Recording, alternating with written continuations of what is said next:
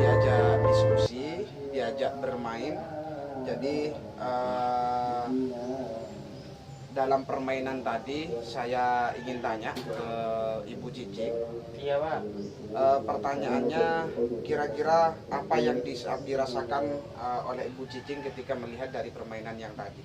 Kalau yang tadi saya bermain itu, Pak, susah, Pak. Kenapa kok susah? Karena tidak tahu, Pak, untuk menyampaikan pesannya itu gimana. Iya. Berarti karena Susah. susah ya? Iya. Susah karena tidak bisa menyampaikan pesan. Iya.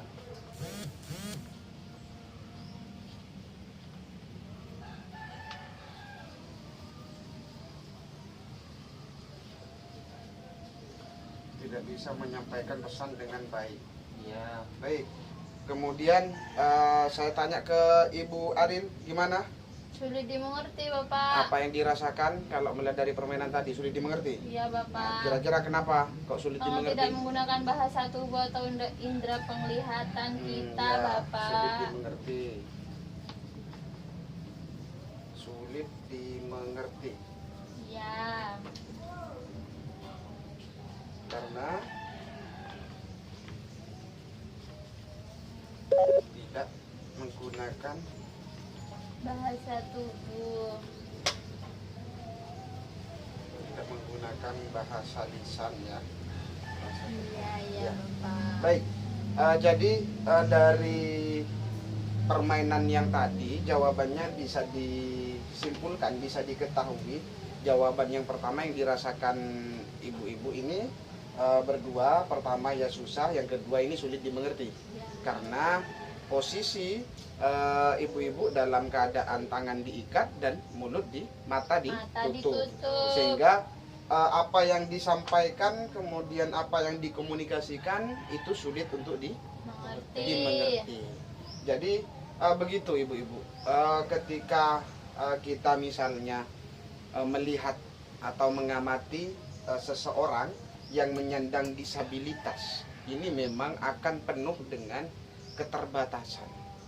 Karena kita tahu bahwa ketika seseorang itu dianggap disabilitas, tentu dari yang kalau secara fisik dari salah satu anggota tubuhnya ini ada yang tidak lengkap. Begitu juga misalnya keterbatasan mental atau sensorik atau yang lain. Nah, tapi secara umum saya ingin mengulangi kembali yang dimaksud apa itu penyandang disabilitas. Nah, jadi ini bisa dilihat flip chart 1 ibu-ibu, bisa lihat ke depan. Yang dimaksud penyandang disabilitas apa? Jadi apa itu penyandang disabilitas? Penyandang disabilitas memiliki pengertian setiap orang yang mengalami keterbatasan fisik, intelektual, mental, dan atau sensorik dalam jangka waktu yang lama, di mana ketika melakukan interaksi dengan lingkungan dapat mengalami hambatan dan kesulitan untuk berpartisipasi secara penuh dan efektif dengan warga negara lainnya berdasarkan kesamaan hak. Pengertian ini berdasarkan Undang-Undang Nomor 8 Tahun 2016. Nah, jadi ini yang dimaksud disabilitas ibu-ibu. Jadi pasti mengalami keterbatasan. Nah, keterbatasan apa? Fisik, intelektual, mental, atau sensorik dalam jangka waktu yang lama. Jadi harus lama. Dalam jangka waktu yang lama sehingga untuk interaksi dengan lingkungan itu mengalami hambatan. Jadi itu.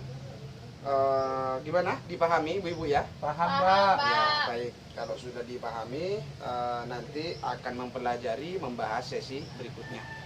Baik, terima kasih.